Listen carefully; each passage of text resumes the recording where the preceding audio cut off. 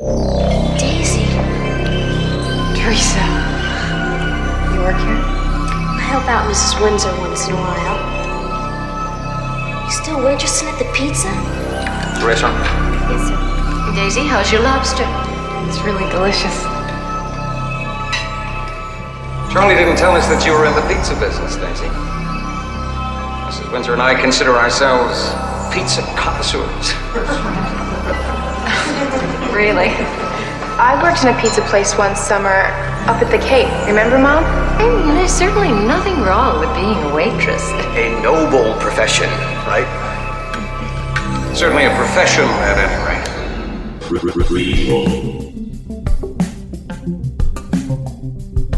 Sequel. Reboot. Which one will it be? It's the Ruined Childhoods podcast. Greetings, Starfighters. This is Ruined Childhoods, and we are ankle deep in our cinematic road trip across these United States. Last week, we popped over to Colorado to gab about things to do in Denver when you're dead, and today we're over in the Constitution State. If you're talking about the European mantis, you're talking about the state insect. If you're talking about dinosaur tracks, you're talking about the state fossil. Meryl Streep lives here. Paul Giamatti, from here. Don Pardo, Rivers Cuomo. This is where he portrayed Johnny Casino in his high school production of Grease. Not Don Pardo, Rivers Cuomo. That's right, we're in Connecticut. Dan, I know you've been to Connecticut. That's where I spent my first year of college, and you visited me. Confirm it or deny it. Confirmed. All right. Do you have any fond memories from your time spent in Connecticut? My time spent in Connecticut. Well, the only time I visited you was I was just, as they say in Transylvania 65000, I was just pissing through. So because right. I picked you up and we went to Boston. So right, that's true. So that's kind of, Connecticut is pretty much the pass-through state. To if you're making that it's trip, a pretty big state to just pass through, but sure, yeah. No, well, I mean, if you're going vertically, I guess if you're going horizontally, because it's a more rectangular state and a more horizontally rectangular state, and my memories of Connecticut are mostly driving through Connecticut to get to either to or from Boston. Whether that was traveling from New Brunswick, New Jersey during my college days, or New York, or So, and I always refer to Connecticut as McState because of the predominance of McDonald's along the interstate. Really? Just the highways that I took, and I'm sure it was a combination of like I-5 and some other highway. I just remember there were so many McDonald's. And yes, really? there are, yes, McDonald's are common at rest stops and off, like that's what you see on those signs that say, like, I guess if you're just next using exit, it for road trips. Yeah. Food coming up. But I mean, if you're just traveling the highway, even if you're just going a couple of exits, you're likely to pass 3 McDonald's along the way, or signs or ads for McDonald's. There would be it's omnipresent. McDonald's is very present there. And in your memory, that sticks out. Okay. So there's that. Yes. Well, that, and of course, if you are a listener, if you've been with us for a while, then you will probably know that I also think very much of WWE and passing by Titan Towers there in Stamford, Connecticut, and seeing the big WWE logo over, which the building has since sold. They've moved to different offices, but that was the long-standing headquarters of WWE, Titan Towers in Stamford, Connecticut. So I have those associations, and also at some point, and I forget where we were, but when I was in college, A play that I was in, I did a lot of plays with a playwright whose name is Ken Urban, and he has since had his, he is a professional playwright. That's his jam. That's his gig. Okay. And Ken got one of his plays. He was a graduate student at the time at Rutgers, and I guess I was part of his cast of characters, probably because I was the only 21-year-old who could believably play a 45-year-old.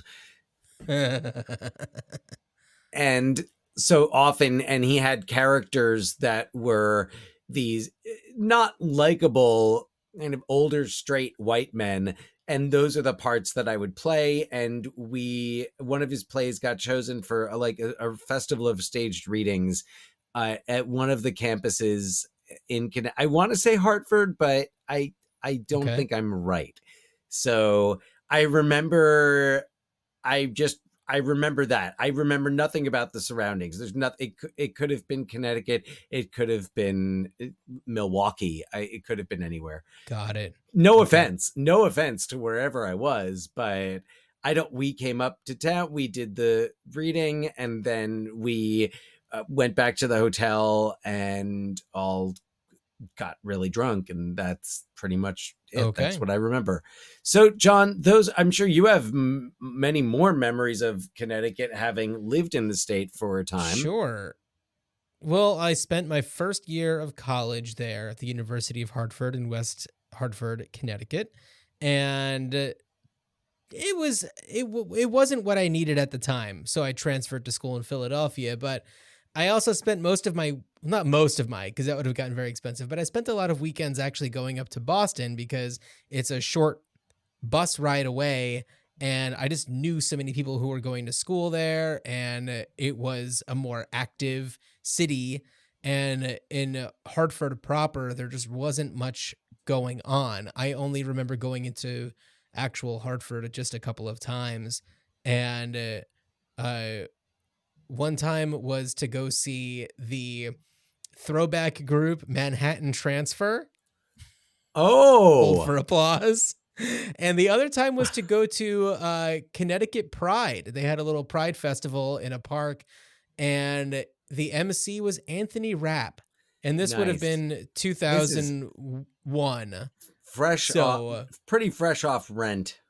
Yeah. Right there in the Rent afterglow for Anthony. I mean, Rent was still huge, but Anthony Rapp, I'm sure, was no longer with the company. That would have been 5 years after its opening. But okay. Yeah. So, all right, Manhattan Transfer. So those are the two times, Manhattan Transfer. And Anthony Rapp. Yeah. Yeah. Nice. And I don't have anything bad to say about Connecticut. It's a lovely state. This is our first time venturing on this podcast into New England during our little road trip. What's up? Other Connecticut memories, and now it's really vague because I have no idea where they lived. But this goes back. So family, again, if you have listened to us before, you are probably aware John and I are brothers. And as children, and currently, we have family friends who for a time lived in Connecticut. I have no recollection of where. I remember they had like a really cool, like kind of big old house. I don't want to give I don't want to mention names, but yes, big family. Well, now a really big family. They live practically on a compound out in New Jersey. Sure, I know. But at the time, yes, up in Connecticut, and I remember like going up to visiting them. I'm going up to visit them. And I remember I have movie connections because I remember on one of our trips up to Connecticut to visit them, that was when we saw Mannequin. Oh, wonderful. We've got to talk about that on this podcast. We went to see Mannequin, and also I remember what we were the eldest sibling of that family, who was maybe 5 years older than me, at least 5 years older than I was. I think I remember there being some dispute over whether or not we should or could be watching Nightmare on Elm Street 3 on HBO. Oh, interesting. Which one is 3? The Dream Warriors. That's I was gonna guess Dream Warriors. Yeah. that like the best of those sequels. If you're not including New Nightmare in there, the best of the Nightmare on Elm Street part is I would argue as with many. Perfect time to be bringing that up, seeing as how we are on the cusp of Halloween. We are in the spooky season. Indeed. And we are, John, we are also, I don't know if you were planning on bringing this up, if I'm blowing your spot here, but we are also on the cusp of the 35th anniversary of the movie we're going to talk about today, Mystic Pizza. That's right. But before we talk about Mystic Pizza, I do have one more thing I wanted to bring up about our last episode, which was our Colorado episode. We did Things to Do in Denver When You're Dead. And I believe that when we were discussing, what is a good film to discuss, and on the podcast, we talked about what other really Colorado movies are there?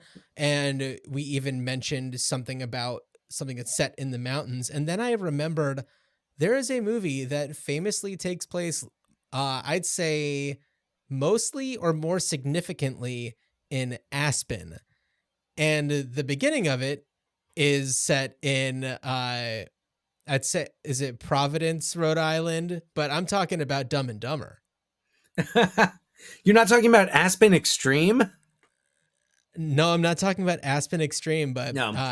Dumb and Dumber, the whole point is to get to Aspen. There's so many amazing scenes that just stick in your memory that take place in Aspen. And so this is that's true. Where, Jeff Daniels got diarrhea. So yes. Well, they arrive and the snot icicles. Yes. But I would snot icicles. He gets his tongue stuck on the pole. Right. They arrive with the snot icicles because they're on that little tiny motorbike. Right. Yes. So, okay. Yes. Dumb and Dumber. But I feel like we made the right call. Even though I have no problems with what we did. I have no problems with what we did. I'm just acknowledging that Dumb and Dumber would have also felt very appropriate. Absolutely. Yes. Absolutely. Yeah. But yes, we're talking about Mystic Pizza from 1988. What a truly fantastic movie, and I'm so glad that we have an opportunity to talk about it. At least I think it's fantastic. Dan, I don't know what your opinion is on Mystic Pizza. Indeed. John. Oh, are you Hector Frechette? Yeah. Call me the Fireside Gourmet. Yes. I watched this movie for the first time, probably since I first saw it, which would have been, I think, taped off HBO, or if not just watched on HBO, but probably taped off of HBO at some point in the late 80s or early 90s. And I just was like, I didn't like the storyline between Kat and the architect, which I know you're going to, and we'll do a synopsis. We will do a synopsis, but the questionable romantic relationship in the film, I remember not enjoying that, and I also remember really not picking up on a lot of the other subtleties and nuances. And I was so glad watching it this time. It really was like watching it for the first time, except that I remembered so much of it. It's really interesting how you could not see a movie for 30 years and all of a sudden as you're watching it, you're just like, oh, right. And then this is going to happen. And it's so clear. I just love when that happens. It happens so often rewatching movies for this podcast. Yeah. Yeah. I watched this movie a few years ago. And there was a lot more that I picked up on watching it this time around. And I watched it twice this time around. And there were a lot of things that I think that if you're watching it really casually, don't stick out as much as they do if you're paying closer attention.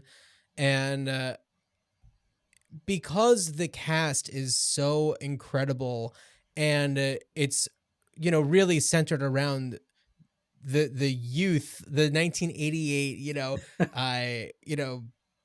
just out of high school, a few years out of high school, time in their lives, and the adults, with the exception of Lorania, are really like bottom tier characters. It's really cool to kind of watch this all take shape, and especially with actors that we have seen really blossom into some of the biggest stars. It was really fantastic. You know, Julia Roberts, of course, being the most notable. Lily Right. Taylor definitely took her own path, and I think that with like the Conjuring movies has kind of developed an entirely different fan base. But watching her in this movie, and then of course seeing her in Say Anything, and I which is Shot kind of Andy like cousin Warhol. characters. I Shot Andy Warhol was a big one for her. We've talked about her before. The Haunting was what? Yes. Yeah, was the one that we talked about with her. Yeah, and Annabeth Gish, who we've talked about before with Hiding Out. Right. So big shout out Annabeth Gish. This is post Hiding Out. I Out. think is fantastic. This is post Hiding Out, and not to get ahead of ourselves, but Hiding Out, which could have been our Delaware movie had we not already done it with Keith Coogan himself. But True that. What a great experience that was. that was a lot of fun. But why don't I do a little synopsis, and then we Yeah. can dive a little deeper. Two sisters and their best friend, who work at a popular pizza joint, navigate a wave of romantic tribulations during one autumn in their small seaside Connecticut town. Kat has a partial scholarship to Yale University, but is working 3 jobs to raise money for the rest. Aside from working at Mystic Pizza, named for the town of Mystic, Connecticut, Kat works at the local planetarium and also babysits for a young girl whose handsome father, Tim, is flying solo while his wife is working overseas. Kat's big sister Daisy meets a guy named Charles, who was recently kicked out of college, but is too ashamed to tell his wealthy parents. Sorry for my dogs barking. And Jo is struggling with the decision to marry her great boyfriend Bill. Either she settles down and starts a family before she's ready, or she risks losing the man that she loves. So that's kind of the movie in a nutshell. It's really just this very specific few weeks, I would say, in the lives of these people, maybe even a couple of months. I think it's kind of because it goes up to right before Thanksgiving. Sure, yeah, but it takes place like after summer has kind of passed. Yeah, we don't get any 4th of July scenes, so yeah. No. But it's still during the. It starts there. It's like, that was a crazy Labor Day. Yeah. Well, there we go. There's the prequel. We want to know what happened that summer. Yeah. No. Yeah. Nothing. Absolutely nothing. Nothing. Business as usual. JoJo is about to get married. Yeah, they were planning the wedding. That's it. Yeah. Yeah. That's basically it. Yeah. Yeah. So JoJo is played by Lily Taylor. Kat is played by Annabeth Gish. And Daisy is played by Julia Roberts. I wonder if that's why my dog barked, because her name is Daisy, and maybe she heard me say Daisy and was just like, "What?" Oh, that's it. It's like when I say something that sounds like the name of a certain digital assistant who I shall not name for the begins moment. With an A. Oh, in this case, when we are doing our recordings, it S. begins with an S. Got it. Yes, because there are 2 possible responders in the room. So yes, I'm trying to choose my wording carefully. Yeah. So and, yes, you know. Oh, go ahead. You said "and yes," and then you raised your hand, so I'm waiting. I did. Oh no, I was just looking at I was thinking about the credits and thinking about. I wrote down because I loved seeing this Vincent Philip D'Onofrio. Philip D'Onofrio, yeah, right, as he was credited. It's so great to see where this movie comes in these actors' careers, because because this movie is coming either, and I didn't look into like when it was filmed. It's an independent film, so it could have been filmed for all we know in 1986, but when it's being released, October 1988. So it's 1 year after Full Metal Jacket, which is correct me if I'm wrong, Vincent D'Onofrio's. I don't know if that was his debut, but it was certainly his breakout role. Standout breakout role, yeah. Yeah. You've got Lily Taylor, who again, this is a year after Say Anything, a year and a half, if you want to get technical about I'd it. say Anything? playing characters that could be cousins for one another. Well, yes, and there are quite a few. There's a like subgenre of Lily Taylor roles that fit there, but I think that's why I love. I shot Andy Warhol so much because it really gave Lily Taylor that opportunity to stretch. There's so many other movies that she's done that I either can't think of at the moment or haven't seen. Dogfight is one that I've been thinking about recently because there's an acclaimed musical based on it. And it's such a small film to base a musical on. Then again, so is Mystic Pizza, but we'll come back to that later. And by the way, Dan, Say Anything comes after Mystic Pizza. I think you said. Oh, right. Mystic Yes. Pizza. No, I'm sorry. Yeah, Yes. that's 89. Later. Yes. Yeah. I don't know why I always think 1987. We see her and she's having a baby in 88. But then after that, it's Say Anything, Born on the 4th of July. As you said, Dogfight. We see her in Shortcuts. She has a small role in Rudy. She's in 4 Rooms.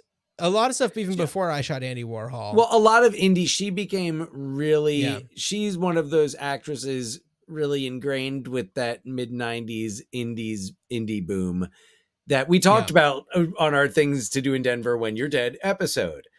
Right. Yes. Absolutely. Yeah. But yeah. And, yeah, I feel like that's just kind of part of her DNA. Even when she does bigger, studio movies, there's still like something about her that still feels like it doesn't quite fit into that category until kind of The Conjuring, I'd say. Yes. No, for reference points, see The Haunting. Or don't actually just take our word for it. But yes, so you've got and then you've got Annabeth Gish, right? Right. I'm confusing Hiding Out, which was 1987. Right. Almost exactly a year earlier, if I remember correctly. It was like October 1987 was when Hiding Out was released. So, and I love there's the quality that Annabeth Gish brings to her roles that I just really love, from here into her performance on The West Wing, where she plays one of the president's daughters, one of his daughter who really, I think, is the one who really like kind of butts heads with him the most. Okay. So yes, worth checking out. I can never get into The West Wing. I know that you and I differ there. Oh, well, like I've said, especially since 2016, it's my favorite fantasy show of all time. So yeah, totally. So anyway, that's what we have there. We've got, and then Julia Roberts this is coming right before Steel Magnolias and Pretty Woman. And yeah. So at this point, it's Eric Roberts' sister. Right. That's pretty much it. She's done a couple little things, but then like this is, the movie that kind of puts her on the map. But I'm glad for it, because look at what we've gotten because of her appearance in this movie, also she adds so much. She adds so much to this. She really does. And I want to say she was also in the movie Satisfaction at the same time. It was released very close together. I'm going to check myself on that. Let's see, February 12th, 88. And then this one came out October. So okay. A little bit before. So but she was in Firehouse before that in 87. Oh, Firehouse. Direct-to-video release. Great. And I'm really impressed, especially at this point in her career, how little of that Georgia accent you hear. Because at the beginning I was really like on the lookout, and I was like, oh boy. But no, I was sold, and I definitely was watching it and was like, yes, anybody who saw this at the time saw that and was like, yep, she's gonna be huge. Yeah. And when you see the like artwork that's on like streaming services or any of the probably DVD cases, she is the biggest picture of all. And it's like, she has probably equal screen time to the other two leads. So, ahem. make room for Annabeth Gish and Lily Taylor. Yeah, well, on the theatrical release poster that I'm looking at here on Wikipedia, they're kind of it looks like she and Annabeth Gish are not only sisters but conjoined twins. And then on top there's Lily Taylor, who just gets a profile to the front, like Vincent D'Onofrio. You see more of his face on there. Vincent Philip D'Onofrio. Yeah. VPDO. Absolutely. Yeah. Let's talk about the other guys here for a second. Sure. John, what do you think of, let's start with Tim, who's played by... So William R. Moses. Right. And okay, so and this is one of his first films too. He was in Alien from LA the same year, and then we kind of see him go on to, I think that he was more prolific in television than he was in film.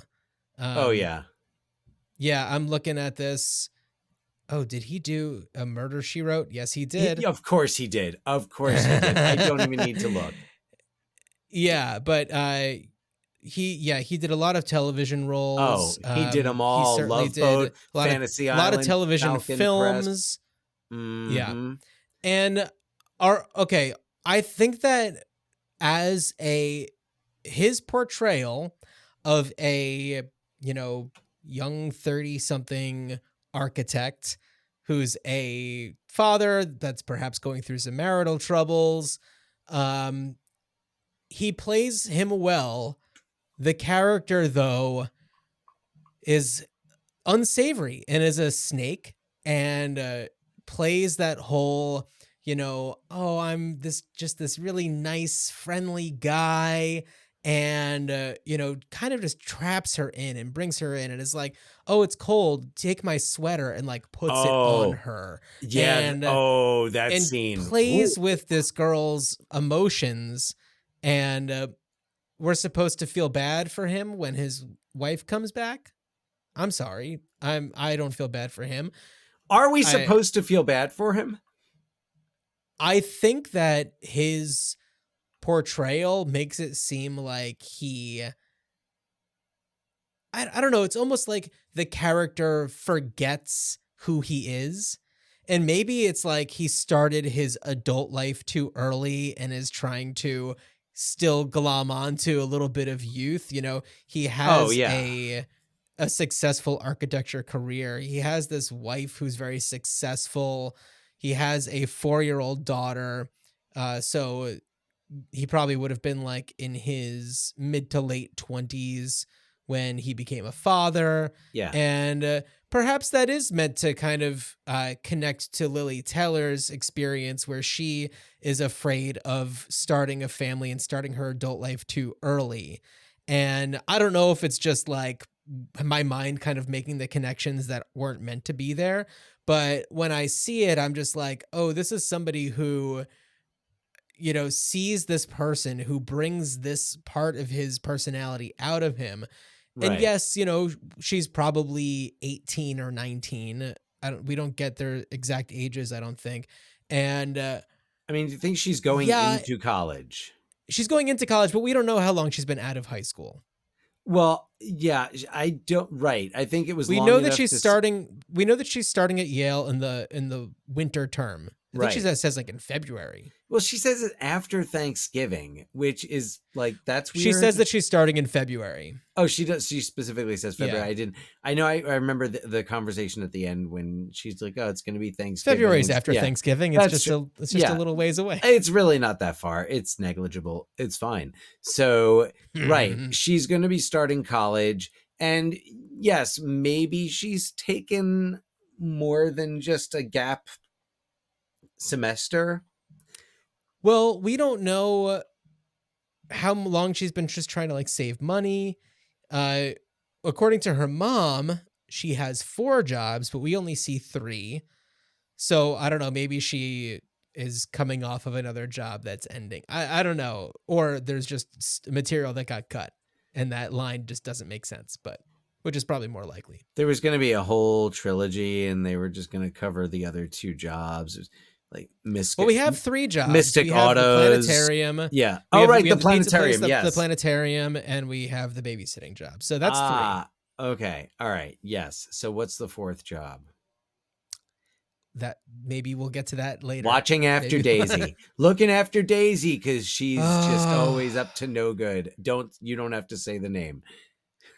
Oh, let's see. No, the dogs are elsewhere right now, so we're okay. So Okay. that's kind of my view of Tim. What were your thoughts? Well, first of all, I can't watch it without the idea. I watch him and I'm like, who is he? Who is this actor? And I'm like, it is like 7/10 William Atherton, 3/10 Eric Stoltz, just to temper down the dickishness of William Atherton. There's that enough Eric Stoltz in there. It's like, just putting some splash of cream in your coffee just to tone it down. And so I watch him and that's what I think. And I pretty much agree with you. I think he lets and I can't be too frustrated with it because it's like I'm sure this guy is real. I'm sure this guy is real, just as the Charles Gordon Windsor Jr., as cliche as that sounds. I'm sure like that. Oh yeah, there's that guy is out there too, and we'll talk about him because we'll get to him next. Liked a lot of things about that character, so I think that Tim Travers is. I don't know that we're supposed to like him. I don't know that we're supposed to root for this relationship. I think that's because even when I was a kid, I got that like, I don't like this. I don't want this to happen. Even though like he's married and maybe he and his wife are getting a divorce and maybe she doesn't love him. Maybe she's, I don't know, kind of a bitch. It doesn't matter. He's married and like they're and he's stringing this girl along. He's not, and there's no, and I would have been all for it. Like there was a moment where I couldn't remember how Kat responded to it all. And I just thought to myself, man, if Kat were just to respond to this whole thing, like, hey, you know what? I got a little, it wasn't just me watching Daisy going out and having having all the fun. She was very vulnerable. Like I know, absolutely. She was very vulnerable, but I would have been all right with it if she was just like, all right, I got what I wanted out of that, but it wasn't. And she really, and he knew that too. And he knew it wasn't just, all right, or he didn't care, or he didn't even care enough to acknowledge it. Well, when he meets her, she brings this sense of whimsy and wonder and I guess the feeling of like, this is somebody who's on the cusp of like becoming who they are. And there's elements of that already there, but they're about to go to Yale and their life is about to change completely. And for somebody in Tim's position, that could just be this like enchanting experience to like be part of that and to experience that once again. And I'm not saying that what happened was right, but I am saying that like, if those elements were intentional, it was effective. Oh, absolutely. But that's why I'm saying I don't know if we're necessarily supposed to root for it, but I do think that we can understand why it happens on both sides. Yeah. Even though, yes, he's the adult, or at least the more tenured adult, and should be making decisions as such. Let's face it. He's also her employer. He's also her employer. That too. Okay. So OSHA violations there. Unsafe workplace. But yeah, I agree. I agree with you. I think that it's believable. It's absolutely believable. I have no better way to put it than that. It is believable. Yeah. So let's talk about Adam Stork, who plays Charles, for a few minutes. So you're saying that you really like that character and you see a lot of elements that like could be so real. Do you want to go into that a little bit more? All right. Maybe not as real, but I mean, I suppose so, especially when you're talking about New England and you're talking about this town, and you've got the sense of like townies against tourists. And I thought that what I liked about the character, what I liked about the way that the character was written, was that he zigged when you were expecting him to zag. And Okay. he Do you wasn't. want to give some examples? Well, yeah. Let's talk about the end. And he makes this, and this is another zig where you're expecting a zag here in the film. So Charles takes Daisy to dinner at his family's house, where we meet a Sure. Yes. Did you want to? Oh no, I just want to give there's a little bit of backstory that I want to give before we go into that scene, because I want to make sure that it's mentioned explicitly before we get into it, and that is the fact that Daisy and Kat are, and I think Jojo are all first generation Portuguese American. Their parents came to the United States from Portugal, and being of Portuguese descent is a significant part of who they are, that we are reminded of by like Daisy and Kat's mom. That's an aspect that even on my more recent watches, I wasn't picking up on fully until I watched it again. And I did a little bit of like research to kind of see like how true, like how accurate really is this. And I did find that like that corner of Connecticut has a very big Portuguese population. In the 1750s, that's when Portuguese immigrants started coming. And because Portugal is such a fishing, it's a coastal fishing community or country, those people, they came and found this pocket of New England that had that same type of lifestyle. And by the 1850s, there were like these like two families that really like kicked things off. Actually it was in Stonington Borough, which is like 4 or 5 miles away from Mystic, where a lot of the movie was actually filmed. And it was I think like 1907, there was one family, the Rodericks, that like really became this huge fishing dynasty.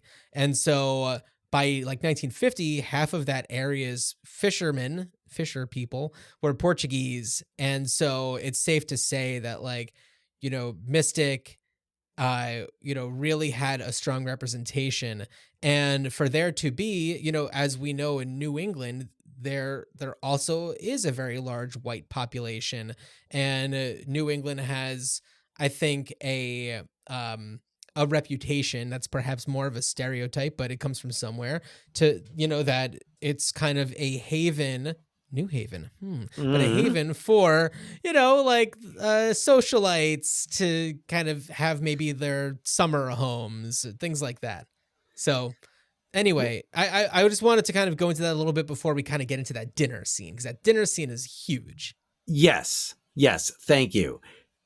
So, right. We have kind of the two parts of that population here represented, and we've got, and Daisy is, I felt like this, Julia Roberts was like, this is your rehearsal for Pretty Woman, where she's all dressed up. Fish out of water. Yeah. And yeah, exactly. But she, and yes, there's some not so subtle discrimination, and I would say more classism than racism going on at the table. And that point is yes, racism, but I would say it is more like social class motivated there. When I first watched it, I saw it as a class thing.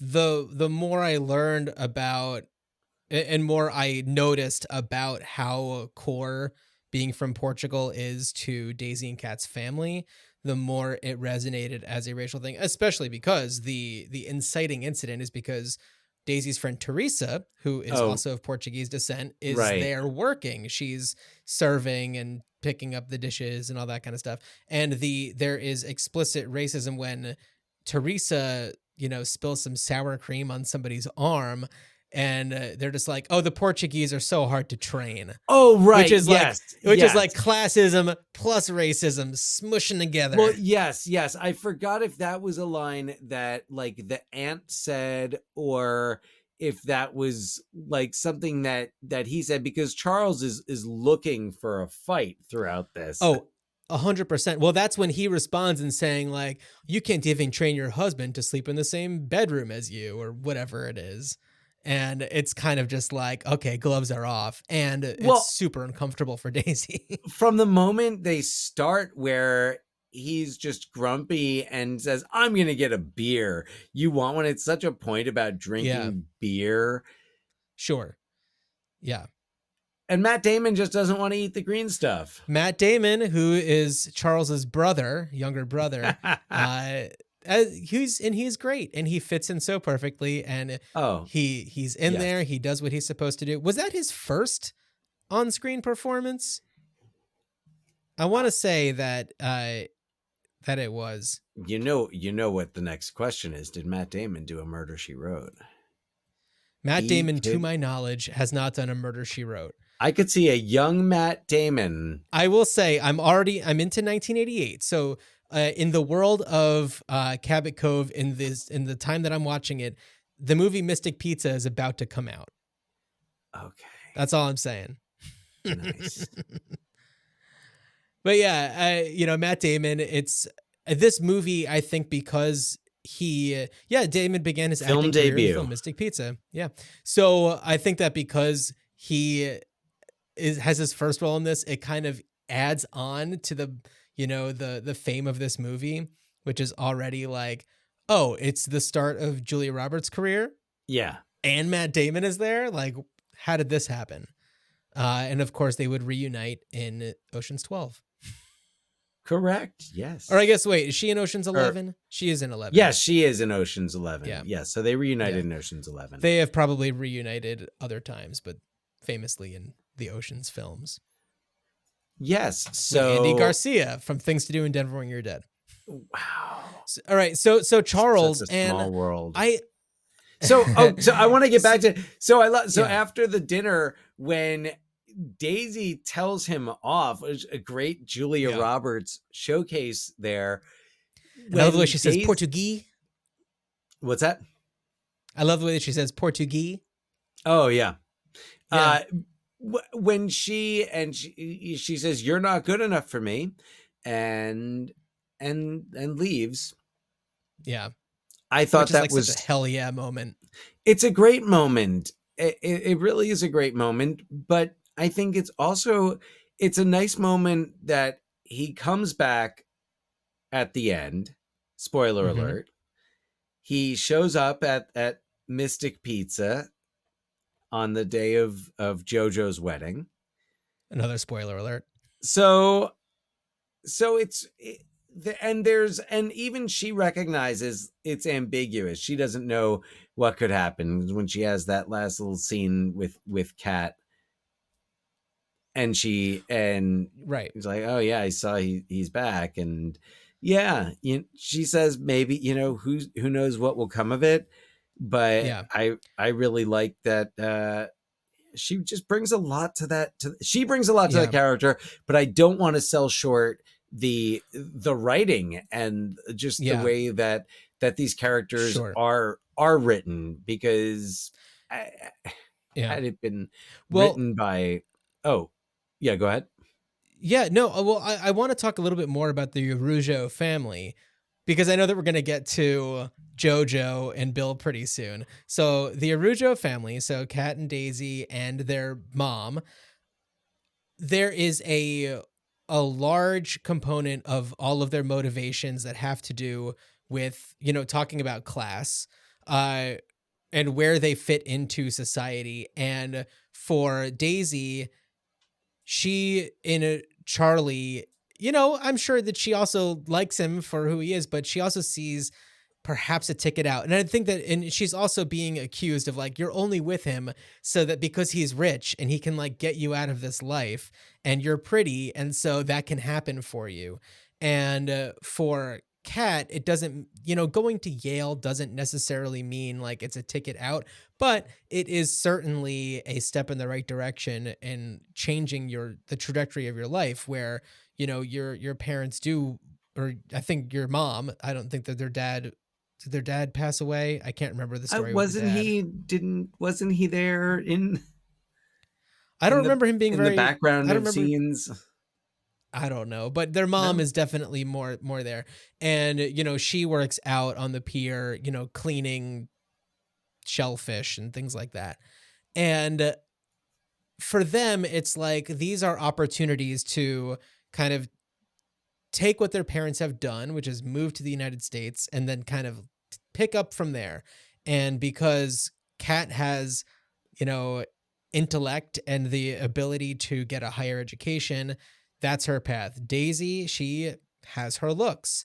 And even though we do see a lot of Charlie that makes a lot of sense for her, granted, there's definitely another side of it where it's like she understands that there's a different path. But I think that when she comes to learn that he's like the black sheep of the family, he's gotten kicked out of college, he's starting fights with his family at fancy dinner tables. Like, even after all of that, it's like he may not be the ticket out, but there's still something about him that is enticing enough to like keep her going. And one other thing that I want to point out is that at one point when some of them come home, their mom is asleep on the couch. And did you pick up on, do you remember this scene? Yes. Lifestyles. Did you pick up on what they were watching? Lifestyles of the rich and famous. Right. But Dan, what? Go on. At Say Mar-a-Lago.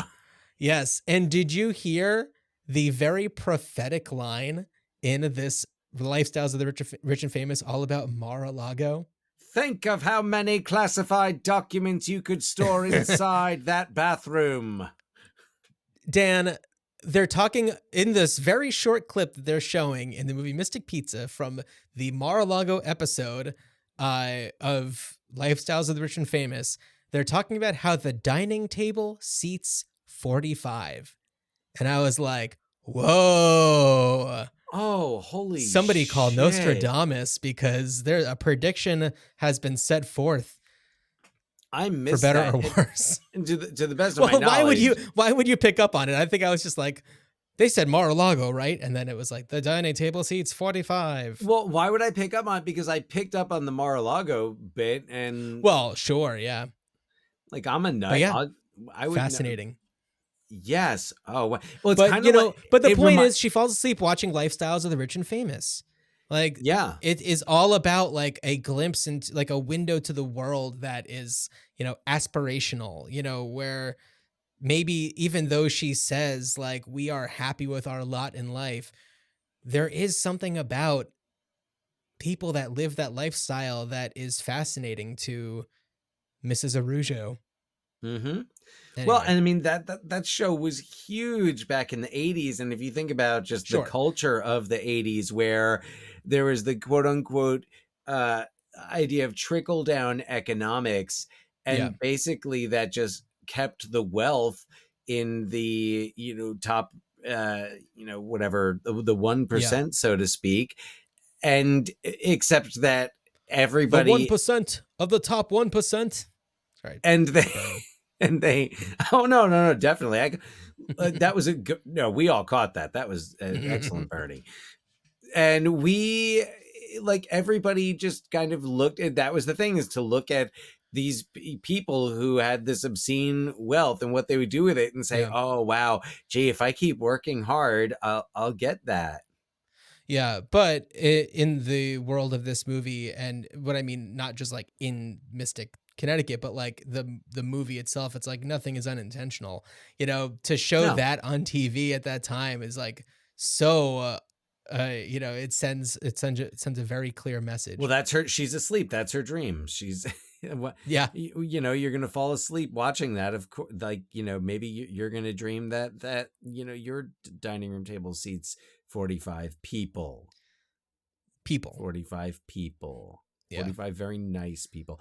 I don't know who owned Mar-a-Lago then, but I'm pretty sure it was not. I looked it up, and Donald Trump bought it in 1985. So assuming that episode was current from the time of that filming, then it is very possible, because and I watched a little bit of a special from when Donald Trump bought Mar-a-Lago, and I say all of this in quotes and with all caveats present, but he's talking about like, oh, this room, I will never change anything, never, not a thing, and talking about the extravagance of the person who owned it and built it and everything, and it's just like, oh God, this guy, he was the worst all along, and well, we're not going to talk about that. Yeah. So but yes, I caught the Mar-a-Lago mention. I did not catch the weird 40-45 thing. So that's added to the list with the Big Lebowski 9/11 reference. Oh, yeah. Yes. Sure. There we go. Yeah. So why don't we talk a little bit about JoJo and Bill? Oh, JoJo and Bill. What a cute couple. Yeah. So Lily Taylor, Vincent D'Onofrio, such great moments between the two of them.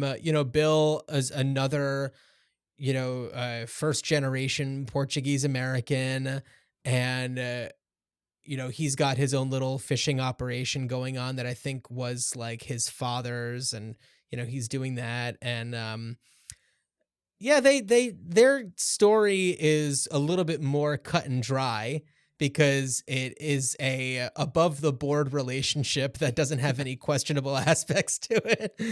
And, or like no one's questioning anybody's motives. Like they have theoretically been together for quite a long time before we catch up with them. We begin the movie on their wedding day when she passes out and bails on the wedding. She's just not ready. She doesn't want to be a mother and a housewife, and she wants to just like live her life a little bit.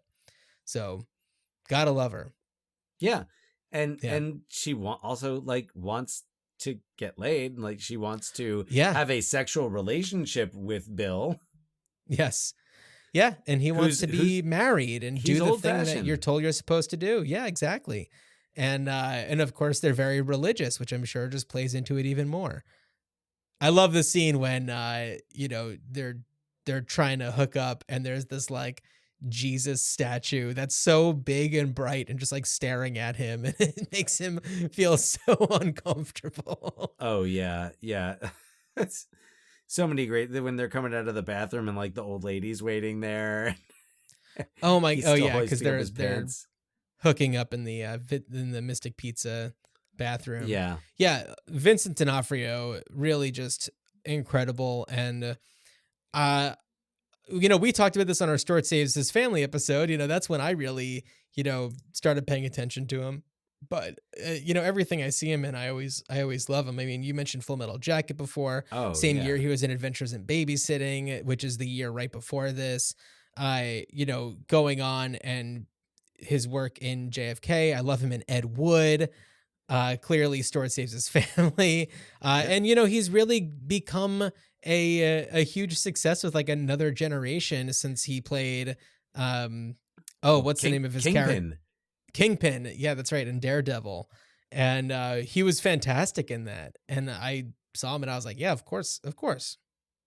Yeah, it works. And he works so much and still pops up in so many different places. I'm sure I could go on to his Wikipedia page and have so many like, oh yes, yeah, he was in that too. And Men in Black is another big one for him. Men in Black. Yeah, well, it's so funny. He kind of becomes more of a chameleon in that one, but it's still very much him. What was the like procedural that he was on for like a really long time? Wasn't it a Law and Order Criminal Intent? That's what it was. Yes. Yeah, Law and Yeah. Order: Criminal Intent. Yeah. Uh-huh. So good. Yeah. So Yeah, Vincent, great happy actor. that he has been successful, because I can imagine also that, like, starting off, you're in Full Metal Jacket, and then you're in movies like Mystic Pizza. It could be really easy to fizzle out, but he really, maintained and is just a really fine actor. Oh, you know what? I love him in The Player. He's great in The Player. Which one was he in The Player? He's David Kahane. He's the screenwriter. Oh, David Kahane, right. Yeah. He's the whole reason the movie happens. He's Yep. the inciting. Yeah. Yeah. David Kahane. What a name. There's a lot. There's a lot more. We could go into it, but then, like, when do you stop? So Yeah. he's great. Love Vincent D'Onofrio. All right, who else? Yeah, What's one next? one thing that we didn't talk about yet is the pizza. And Oh, why should we talk about it when we are brothers with a pizza expert? So, why don't we go ahead to a little one-on-one I did with our brother Scott of Scott's Pizza Tours and Slice Out Hunger. Yes. Hey Scott, thanks for joining us on Ruined Childhoods. It's been a minute. It has been a minute. I'm glad to be here. It's refreshing. The last time we talked about Pee-wee, talked about Paul Rumens, and what an emotional time it's been since then with Paul Rubens. But I'm so glad that we had the opportunity to celebrate him back when we were recording in Austin, Texas in early 2020. You were also on the last Starfighter episode. I forgot that happened. You forgot that happened? Well, I forgot. Yeah, I just forget these things. I remembered Last Starfighter. I forgot about Pee-wee. Wow. Yeah, I'm sorry. You okay? No, I guess not. I forgot about that. Wow. Austin, February 2020. Yeah. As pre-pandemic as you can get without being, like, in the pandemic. Well, I do remember there was some talk of, like, wait, should we be Is going this on this okay? whole trip? Yeah. Well, it was fine. It was fine.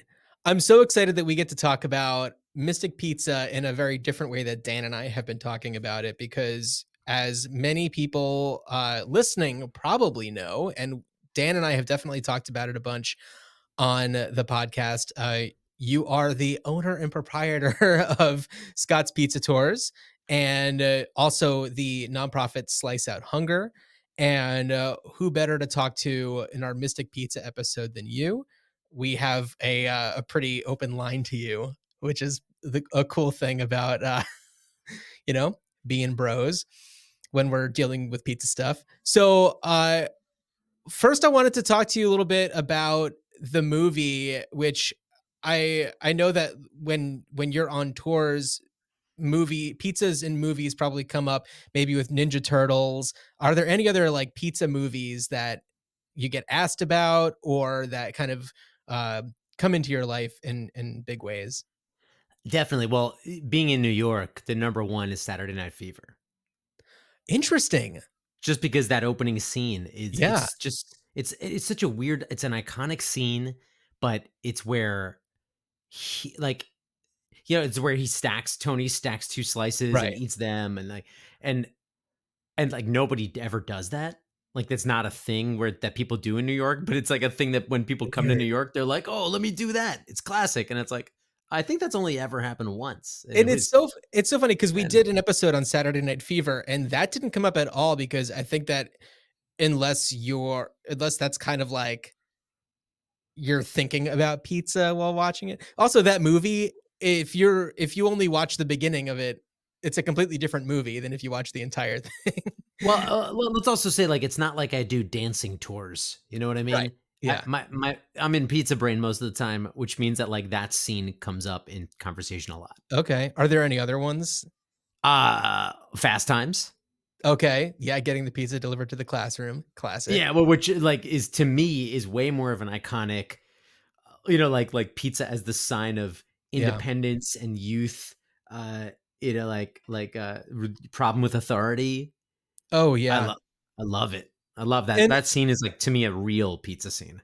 And just kind of talking about like pizza history in the United States, is there a particular decade where things kind of really hit a big boom, maybe in the popularity across the country? Well, in the actual popularity of pizza, the first big wave was the 50s. And Hmm. basically 1950 to 1958 is this like gigantic boom of articles being written about pizza, pop songs written about pizza. That's Mm. where it like enters the public consciousness. And then through the 60s, it kind of coasts. And then in the 80s, there's another bump where it really becomes the mass market thing. Oh, okay. And Yeah, and with there's things sort of like a Pizza Hut becoming more popular, Domino's. So yeah. those movies that were in the later 70s, Fast Times and Saturday Night Fever, maybe that's kind of like it's picking up in popularity again leading into the 80s. Yeah, definitely. And And then when also you get just the Ninja Turtles in the early 90s. well, when you have a New York movie, then Mhm. that takes place anytime starting in like 1970, then pizza kind of always factors in at some point. Yeah. You know what I mean? Home Alone 2? Oh, big pizza just for Yeah. me. Yeah, I mean, like, and that's of course that's like playing off Home Alone 1, obviously, but it's in New York, a big pizza, you Yeah. know, it's a whole thing. That's definitely an iconic pizza moment. Being in a limo by yourself as a kid with a giant pizza just for yourself. Well, yeah, Home Alone 2, but also Home Alone 1, there's like a major pizza scene at the beginning when all he wants is the plain slice, but Buzz makes a big scene out of Fucking Buzz. Out of eating that last slice, like crams it into his mouth. Ugh, But I love that scene is so great because it's really the chaos of the whole family, and it's like, oh, yeah. let's just order a pizza. Well, how do you It's feed like, that many people? well, Yeah, it, the night before a major flight, you're not cooking. it's so honest. It's just such a pure scene. Yeah. Do you get So asked about yeah, Mystic Pizza a lot on your tours? it comes up a lot because Uh-huh. people wear a Mystic Pizza shirt all the time, Really? or yeah, oh It's yeah, a like great it's shirt. like It's a great the shirt. slogan is a slice of heaven, and that's Yeah. like so it comes up all the time, and then we don't often talk about the quality of the pizza. We just talk. Uh-huh. It's just kind of like, oh yeah, I went there. All right, cool. With this sort of So like a knowing glance of that it's not it's not destination pizza, but it's right. exciting to go there because of the movie. Oh, absolutely, yeah.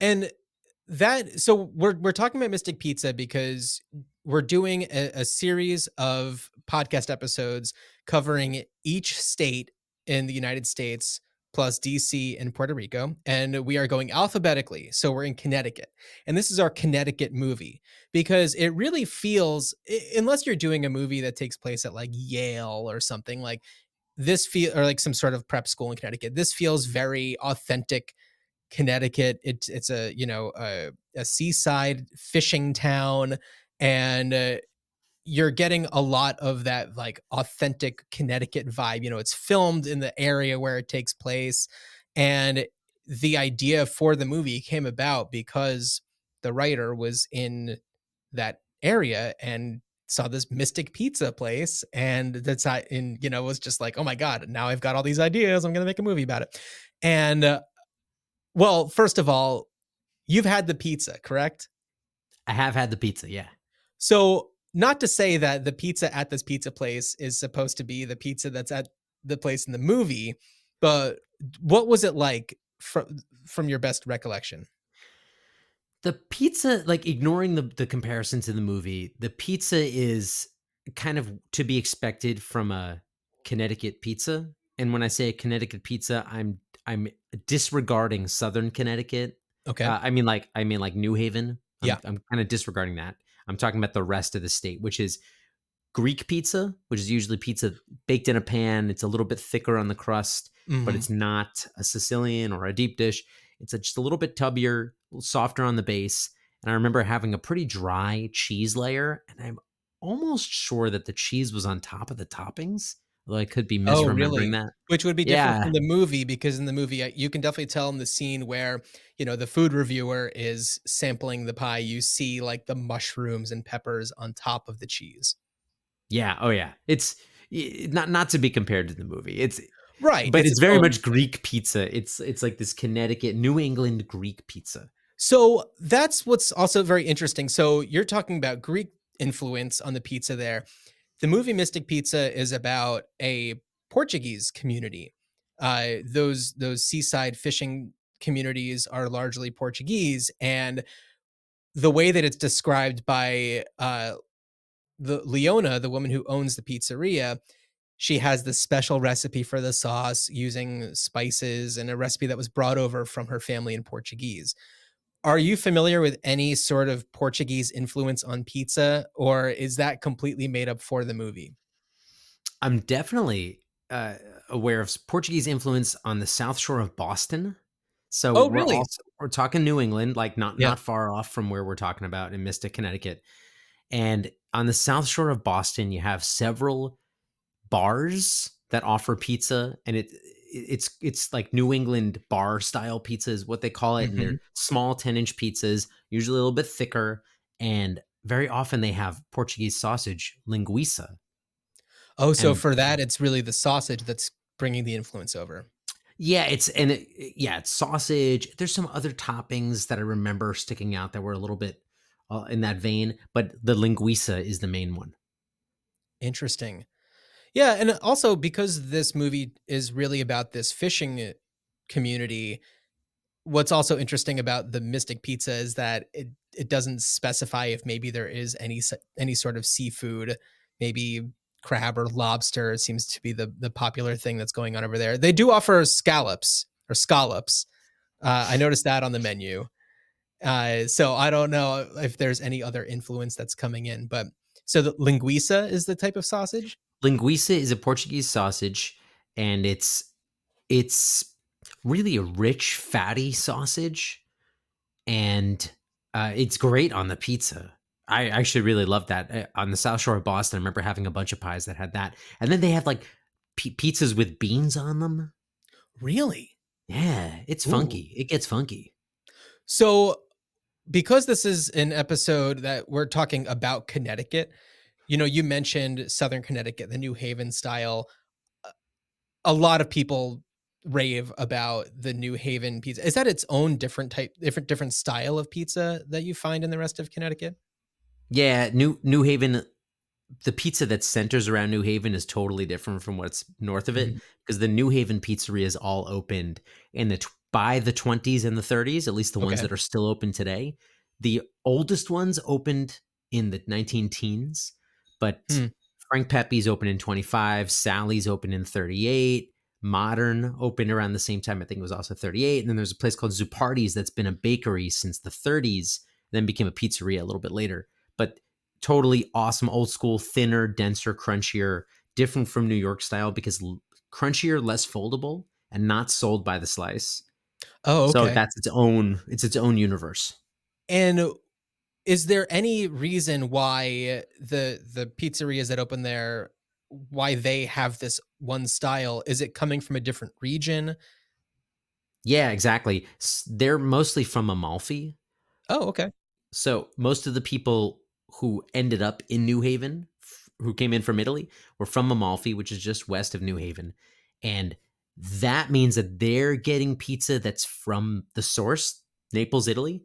And the rest of New England, at least the places that are doing that Greek pizza, they're getting Greek immigrants that are coming over in the 50s and 60s who are making pizza as a way of adapting a business model to the local area. So at that Got it. time when pizza wasn't, there was no definition of what pizza should be anywhere. It's pretty easy for a style to change from region to region. Nowadays you can go anywhere and open up any style of pizzeria, but back then it was like, oh, you go to New Haven and you get this thin, dense, crunchy thing, but you go to Mystic and it's different. So because New Haven pizza is known to be kind of a special thing, people go specifically for this pizza. Is there a reason why it hasn't spread really outside of the New Haven region? It has. There Oh, are about 20, at least 25 pizzerias outside of New Haven that either claim to make that style or they use terminology of the style or they reference the pizza from that area. New Haven is known for that thin, dense, crunchy thing. So there's a place called Pete's A Beats in Washington, D.C. Then there's A Pizza Shoals, which mhm. that word, a pizza, is a reference to the New Haven thing, even though their pizza Okay. is not. And then there's Peace And you're talking in about Chicago. a Pizza Shoals out here in Portland? In Portland, yeah. It's There you not go. New Haven style, but they're referencing New Haven. Oh, okay. Cool. Yeah. So I'm saying that like there are New Haven style places and there are references to that, even though New Haven is such a well-known pizza town to me. Mhm. And they get ranked in all these lists. Pepe's is like number one all the time. Still, they fly under the radar. Got it. Okay. Yeah, So like normal people don't always think of New Haven as being a famous pizza town. right. Well, I don't know. I hear, and I don't know if it's just because of you and people like, thinking that, oh, I'm your brother, so obviously I have as much of an interest in pizza as you do. And don't get me wrong, love pizza. I ordered one the other day from my favorite in Portland, Scotty's Pizza, and been kind of rocking on that for the past few days. And but so I definitely appreciate when people approach me about pizza, and a lot of people do say that New Haven, there's like, oh, have you had the New Haven pizza? Like it's a whole thing. Oh So yeah, if you care about food and about pizza, then you know about it. But if you don't, it's not even in your brain. yeah.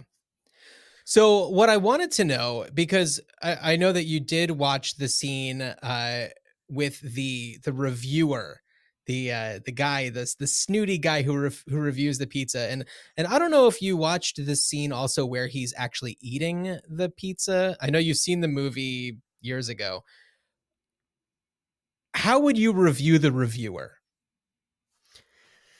So I I have to put myself in his place because that Yeah, was what 87, 88, something like that. 88. Yeah. 88. So I got to think about 1988 because reviewing his review now is I think different from then Uh-huh. because Well, and our he also does preface his review by saying, "I'm not really a pizza guy." yeah, but I think I take that more as like he kind of comes off as snooty, so pizza is too lowbrow, and I think that's kind of the whole Right. maybe not joke, but that's like the whole point of that scene is like Yeah. that he ends up spoiler alert, but that he ends up really loving it He after raves.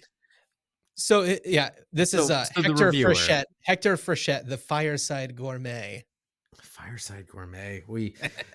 I will say this: his as not a pizza fan, I think the review is totally fine. But I do think a food reviewer should have a better food vocabulary. Mhm. I was kind of shocked by how few words he could pick from to describe. He said, "Oh, this sauce has some spices that I can't Yeah. put my finger on," and like, it's kind of like, well, I mean, you probably know some spices, and you could probably detect some of them. You can't name one. You can't Yeah. use any food terms here. So I was a little bit. I don't care so much about the pizza angle of the review because I don't expect somebody in 1988 to look at the profile and analyze the crumb structure Yeah. or spotting or the underside or like analyze the gum line or whatever, all that kind of stuff, cheese breakage. But I do expect some words that show me that you have analyzed food before. Yeah. Well, something that I also noticed in the movie, and I don't know if it's just because I'm feeling nitpicky about the representation of the pizza.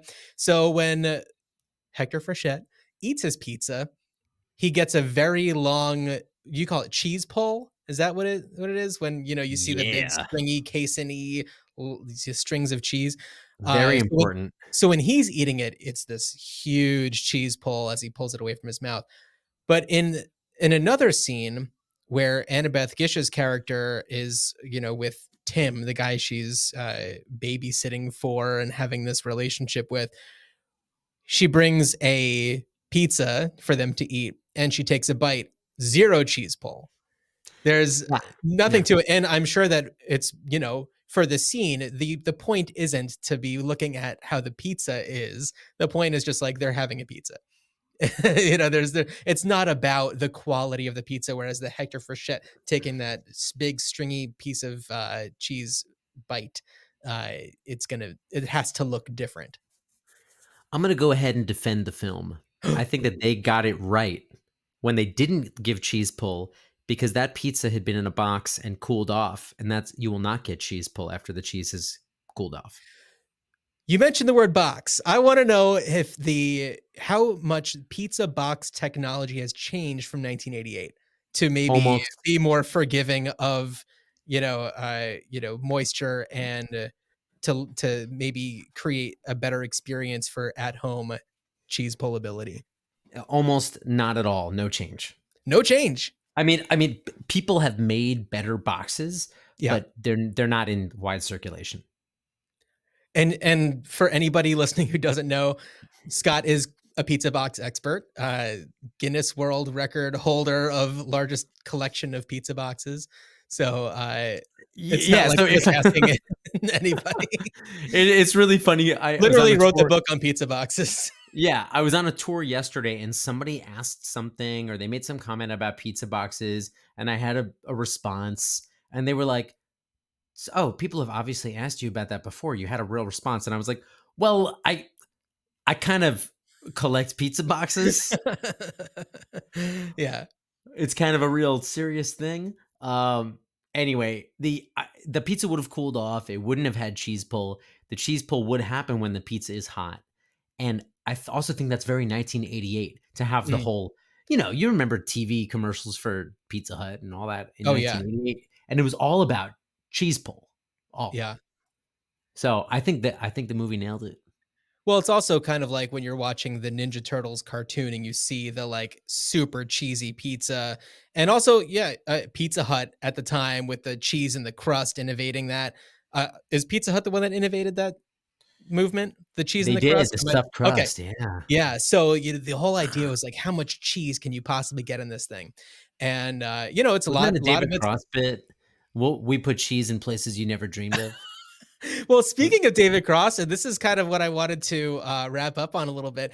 Hector Frichette's review of the pizza reminded me of the Mr. Show sketch, The Altered States of Drugachusetts, where they order a pizza and the mayor of Drugachusetts finishes it off by going, "I hereby declare this pizza to be awesome." Awesome. It's essentially Hector Frichette's review of the Mystic Pizza.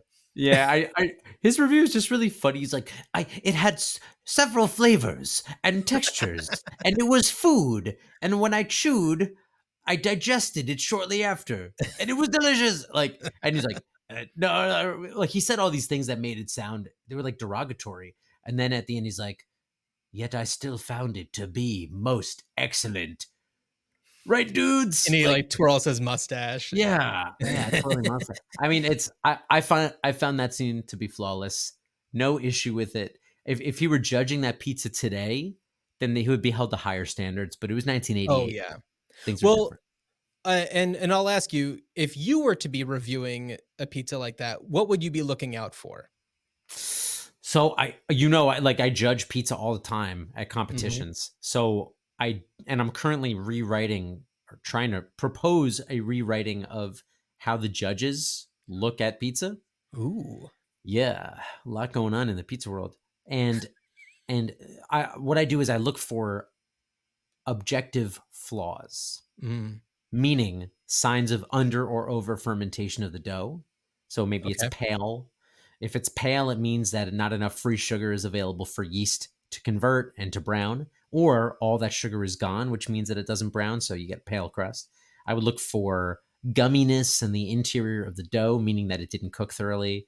I would look for an uneven bake or burn marks, skid marks, where you drag the pizza against a hot spot on the floor of the oven. Excessive use of flour, which would burn and also taste bitter on the tongue. Look for things like an open crumb structure or a closed crumb structure, which will tell you a little bit about how the dough was handled. And then, of course, cheese to sauce ratio, very important. And then you look for things like balance of flavor when you take a bite. But a lot of the other things are visual. You can look at a pizza and tell a lot about technical flaws. So I'm trying to introduce a training manual and certification course that will teach judges what flaws to look for, so that it's less about subjectivity and like, oh, I love onions on pizza, great score. Right. Or like, I hate onions on pizza, or like strawberries shouldn't be on pizza, and more about objective data points. Yeah. Cool. Well, that's exciting. So everyone should look out for that when you're at your next pizza competition. Yeah, the 2 dozen of you who Yeah. know what I'm talking about. Yeah. Well, for everyone listening, definitely check out scottspizzatours.com. If you're in New York, take a tour. Sliceouthunger.org is your website for your nonprofit. And by the time this comes out, you will have just done your latest Pizza on the Pier. Is that what it's called? Yeah, Pizza on the Pier. Cool. Well, I Big can't ask you fundraiser. how that went because it hasn't gone yet, but It was awesome, and it didn't rain. I'm sure it's going to go great. And yeah, how many of those have you done so far? This is the third one. Slice Out Hunger usually does an annual event, and then with COVID, that event changed from being an indoor thing that was like 1,000 people to an So outdoor thing. this is the kind of replacement for kind of the dollar slice Yeah. event. We want to bring back that dollar slice event, but Yeah. until we do, this outdoor thing is great. We just there's a bunch of connections that have led to us to get the supplies to do the event pretty cheap. Yeah. I mean, unfortunately, this year it's not cheap, Right. but Yeah, whatever. no. Well, I'm going to put links to all your stuff in the description for this episode. But Scott, if there's anything you wanted to shout out before we wrap it up, here's your chance. No, just go out and eat some pizza. Order some pizza and give your own review in the style of the Fireside Gourmet. Yeah, put it on social Hashtag- media, tag us. Yeah. Do it. Cool. Seriously, it'd be awesome. But you have to order the same pizza. But which it's is just basically a supreme pizza. it's just the Mystic Pizza. They don't say what's but on like it. it just has everything on it. It has All I could peppers identify and- were mushrooms, but I saw, in the preparation when Leona's making the pizzas, you see her with like green peppers and stuff like that. So whatever. I mean, it's a give the movie. It's review. all made up. A true pleasure to talk about pizza. This is the big crossover. When you and Dan talk about movies, I kind of blank out. I just black out and pass out. And then you revive me like when you mention a pizza scene and I'm like, yes. So I'm so glad that we got a chance to hear from Scott because who could speak better about the subject than him? I love what he had to say about pizza boxes and the difference between, when you see Hector Frechette pulling that big, long, cheesy slice, but then when you see it in takeout, it's just like a chomp. There's no cheese coming off of it. So, according to Scott, that's all authentic. That's how it would have been. He really stood up and defended this movie and its portrayal of pizza. But yeah, its authenticity has stood up under scrutiny. Yeah, and I don't know, Dan, have you ever been to Mystic Pizza? I'm assuming you haven't because you didn't mention it earlier. Yeah, neither have I. No, you opened the door wide for that, and no, I've not been to Mystic Pizza. Yeah, and so this movie came about because the writer of the movie, Amy Holden Jones, had been traveling through Connecticut and was just in Mystic and saw this place called Mystic Pizza, and just the wheels started to turn. And I'm so grateful for this, happenstance that brought her to this corner of Connecticut, because it's just such a lovely movie that is it gives you every single emotion. It's funny, it's heartbreaking. You see just some incredible performances. I also want to give a big shout out to Donald Petrie, who directed it. And, this was his, I think, first film. It was. Went on to do Opportunity Knocks, Grumpy Old Men, Richie Rich, My Favorite Martian, Miss Congeniality, How to Lose a Guy in 10 Days. So it really took off into the whole rom-com sphere, which, this is did pretty well with it. And did pretty well with it. This is not a rom-com. I'd say this is a dramedy. Yeah, I would. No, I don't think it's not romantic. It's not romantic. It's No. Coming of age. Yes. It is very much a coming of age, rite de passage story. It's, dare I say, a slice of life. Oh, wow. I'm not going to get any booze for that. Oh, no, that would just be way too cheesy. Oh boy. Yeah, sorry. Well, It's been a long week. I'm feeling a bit crusty. This episode's going to get panned. I hate doing this podcast sometimes. Oh, wow. Jeez, that was a deep dish.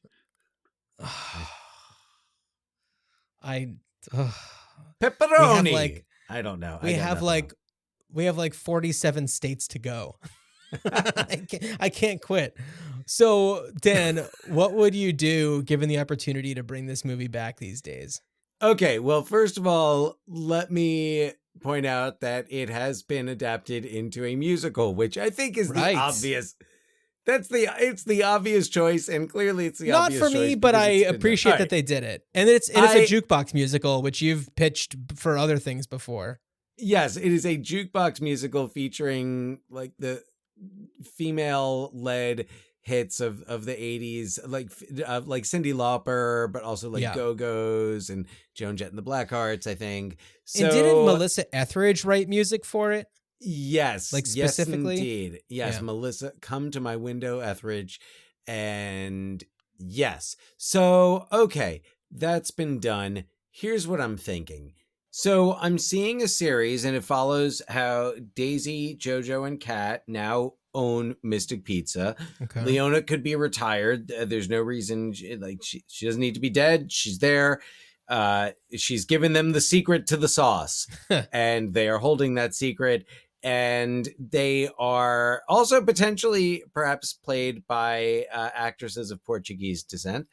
Ideally. So, yes, but I like definitely keeping the idea, keeping that aspect of it, because that's not a culture that we get to see a lot of in film and television.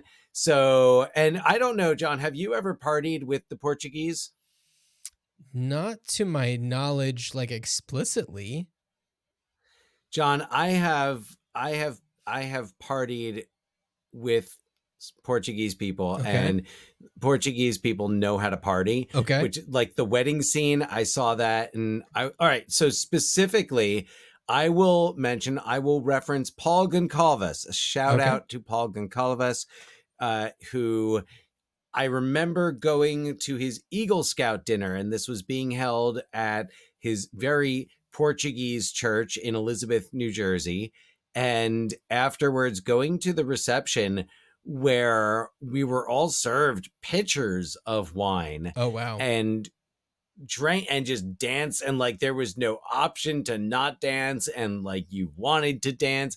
And it was so much fun. And I'm pretty sure, because I have a few other friends who are Portuguese, and I've been to various weddings and other events, always a good time. Like the idea of celebration and all that. And I mean, this is not exclusive to the Portuguese culture, but we don't often see that, and we don't get that a lot in our pop culture. So I'm all about keeping the idea of Mystic Pizza, moving the time forward, and not all the way forward.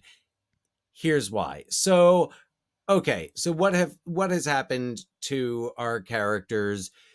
So Kat has gone to Yale, maybe for astronomy. Perhaps Kat decides to go into business administration. Okay. Maybe Kat goes back for her MBA. Maybe this is taking place several years later. She's already gotten her degree in astronomy and now decides, well, she can invest in, perhaps she has published, and perhaps she is a professor at Yale. Yeah. It's possible. And she has found a way to kind of give back to her community. As we talked about, there is that idea, that sense of getting out and growing beyond what your parents had. And as you also said, they are first generation Americans. So having that sense of owning a business, owning that small business, but something that's traditional and something that ties back to, and we don't often think of pizzerias as being Portuguese. At least I don't. I can't speak for everybody. John, do you often, when you think of a pizzeria chain, do you think of it being owned by Portuguese? Do you think of Portuguese pizza? Yeah. Or just a pizzeria? No. And no, I don't. but so the idea of like giving us that bit of a twist and and having that, so we've got, so Kat's given back to the community. Jojo talks about this in the movie, talks about owning the pizza place Right. and taking over for Leona, which is a great moment because she talks about how she could do that without Bill, and it's one of those very atypical for the 80s moments. Yeah. Although actually, sorry, atypical of the earlier 80s. I forget 1988 is when we also have films like Working Girl Sure. coming out, and we do see more independent women on screen. So, and you've got Daisy, and maybe maybe she had a relationship with Charles, who maybe there in this version there never was a Charles. I think it would be interesting to kind of keep that in there. Maybe maybe they're still together, maybe they're not, who knows.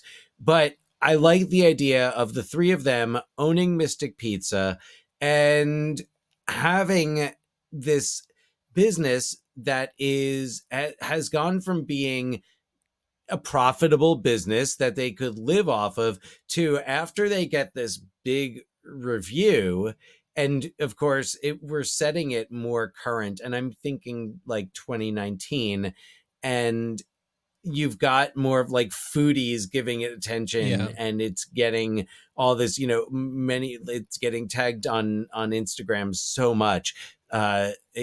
Scott goes there. Sure. Things like that could have happened in 2019, and all of a sudden they've got this really big wave of success, and they're doing it, and they're doing it on their terms. Now, here's where I'm getting a little questionable, but I'm going to go out on a limb here and involve this with the plot because of what it shows and because of how it would really show what do you do when you own a small business, you own a local business, you're kind of already working against the odds in some ways, and pandemic hits, Oh. Mm-hmm. and your business is, and this is not because I really don't like oh, blah blah blah, let's be gimmicky, pandemic. I feel like there's enough time where we can look at that and say like, okay, yeah, this, like, it really did hurt small businesses, and it was really hard if you agreed ethically with shutdowns and you knew they were the right thing to do, but you knew how they were going to kill your business. Like, Yeah. what does that do? And we also saw how so many business, especially restaurants, modified and pivoted to adjust to the requirements of the pandemic. So I think it would be really interesting to see that. And of course it would be a series, so I expect that of course it would have a life perhaps before. You don't need to start it in March 2020. Yeah. You could lead up to that, show them having the struggles and the successes that the pizzeria owners would have. Yeah. But of course also their personal lives. I'm not saying this is like some groundbreaking series. This is honestly, it's kind of formula, but I think it would really work, and I think it could be interesting and cool, and just like this movie did, you could really spotlight new talent with this series. And you could definitely call back to the movie, but I don't think there are necessarily enough iconic moments in the movie that audiences are going to be like, oh, I want to see how they do that. I think you could really make this work, and you could really make it stand on its own in a way where you don't have to have seen the movie. Yeah. If you saw the movie, you're going to get on a deeper level, but It helps it is still that something that could be of interest. Yeah, it helps that the movie is called Mystic Pizza and not like, questionable dating A Slice decisions. of Heaven? No, like it has. Oh, I mean, yeah, even if it was called A Slice of Heaven, that could translate into a series about pizza. Oh. But like, it's not called something that has to do with like really what the movie's about. Right. It's No. the connective and I tissue think of what, how they congregate and, the kind of place where they all kind of live their lives. where everybody knows your name.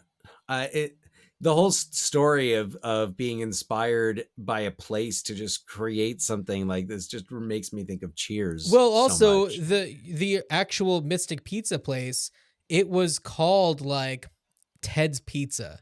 But then the guy who owned it, Ted, was not Ted Danson's. No, not Ted Danson.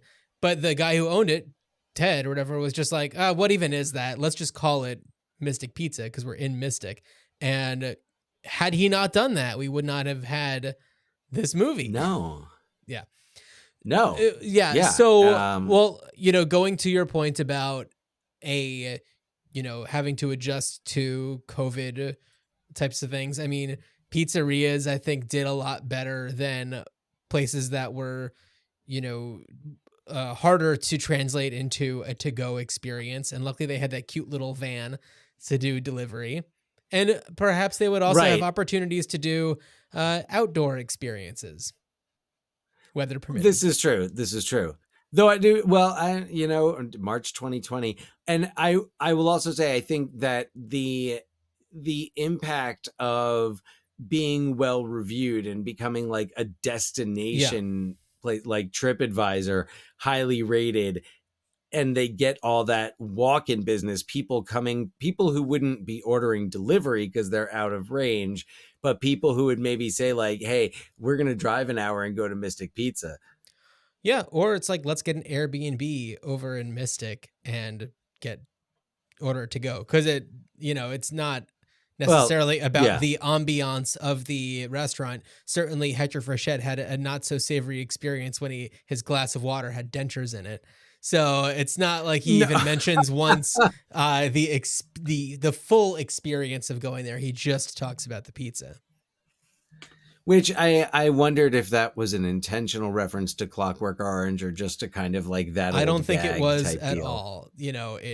They set it up at the beginning. There's really no connection. No, they set it up at the beginning where there is a regular who goes there who regularly forgets that he's put his dentures inside his glass of water. And it pays off when Hector Frechette goes there and it happens to be sitting on his table. So there you go. Well, that's an interesting idea. Hey, why not, make it. Oh, you know what I was thinking? You could like kind of infuse it with some of the vibe of his like Big Night. Okay. Yeah. Like just that. Oh, that was what I was thinking at one point where I was like, oh, what if you showed like Mystic Pizza when it first opened and you did a show about it, but it was like in the 50s or something. And I was like, oh yeah, it would be like Big Night. Cause even the movie has that classic scene where someone comes through those swinging doors. Yeah. They've got a pie on each hand and they've got to turn to their side because someone else is coming in the other way with a couple of pitchers or something. Yeah. So I love that they have that scene. It just feels like necessary. Sure. It feels authentic. So speaking of necessary, John, like what would your idea be for the absolutely necessary resurrection of Mystic Pizza? Here's my fake answer. Okay. Cat becomes an astronomer and finds out that an asteroid is hurtling to Earth, and maybe Mystic is the center point of impact or something like that. We have JoJo, who is now the owner of Mystic Pizza, the keeper of the recipe of the sauce, who has kept it a well-guarded secret. And Kat is in a battle with JoJo to write down the recipe for them to put inside of essentially like a time capsule kind of a thing, so that when human life comes back, the recipe is still intact. That's my fake one. My real one, although how much fun would that be? A sequel? Or I wonder if they could take it with them like to the space station where they're all screwed. Anyone who can get off the planet. They're all screwed. They're all screwed. Yeah, they're all screwed. Okay. I'm like Mystic Pizza in space. Yeah. Awesome. They're all screwed. Just There's no deep impact. It's going to be like arc system. It's going to be like the Taco Bell of Demolition Man. Yeah. It will be the only food. It won around. the fast food wars, the food wars. So Yes. my real idea is also a series, but in this one, I would love it if this would, center around the restaurant Mystic Pizza during a summer. Each season is a different summer. You have a different set of, teens working there under the supervision of JoJo. And because I feel like it would be great to have Lily Taylor be in there to kind of shepherd these seasons along. And it's the experiences, it's the lives of these, three, let's just say three, teens, kids who are either in high school, fresh out of high school, who are trying to figure out their lives in this, fishing community in, I think it's southeastern Connecticut. So that's it. I like it. That sounds like fun. Yeah.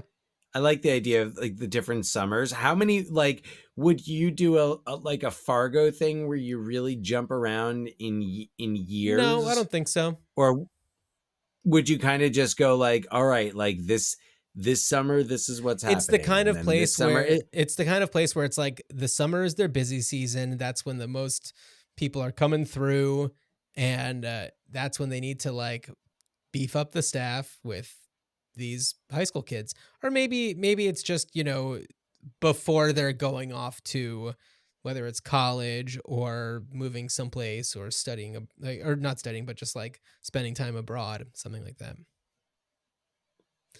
No, Yeah. that's that's a fun idea. Yeah. Like It could that. be any number of things. It could even be somebody who's much older and is working there, getting a job there Yeah. for one reason or another. So, yeah. No. You have a lot of opportunities with that structure. Just the general, the thing about a workplace set show, Yeah. especially a restaurant set show, is you have so many built-in dynamics, and there are so many possibilities that are believable. And the restaurant is just the home base. What happens throughout the season can take place in any number of locations. At the country club, perhaps, maybe they're, spending more time in the residential areas. The restaurant is the base, but each episode you get different toppings. My God. On that note, Different- we got to get out of this episode. We're never doing a pizza episode ever again. Is there no other no I don't know, other, but states it's that making me furious right now. So Dan, why don't you tell everyone what we're going to do on our next episode of our Ruined Childhoods road trip? Oh, right. Yes, much like Wayne and Garth, we are going to Delaware. Hi, I'm in Delaware. We are going to be in Delaware. Delaware, you said it. And you're not allowed to make that joke on the next episode. specifically- You wasted it. You used it. Where specifically where our Dell will be is Empire Records, which Damn is man. set somewhere in Delaware. I Somewhere in cannot Delaware. think of where possible, where it Doesn't could be, matter. but it doesn't matter because we've got Anthony LaPaglia and we have a stacked cast. Ethan- We don't have to mention all of them right Renee here. Zellweger, Liv Tyler. It's going to be Rex Manning Day. We've got the Gym Blossoms on the soundtrack. A stacked cast, a stacked soundtrack, a significantly prescient movie for people of a very particular generation. Like Empire me, Records. my generation. That is pretty much it. Well, That's it. it- like I feel like it's my. it's where graduating it's where high school kind of year. millennials, but it's a Gen X movie, but that appeals to millennials, and I'd say it's catching on with other generations. The reality bites for non-Gen X, for non-Gen Xers. We'll talk perhaps. about it way more on the next Yes. episode. Of course we will. Well, Dan, as you are in your fish stank Porsche, I wish you a good journey. Good journey.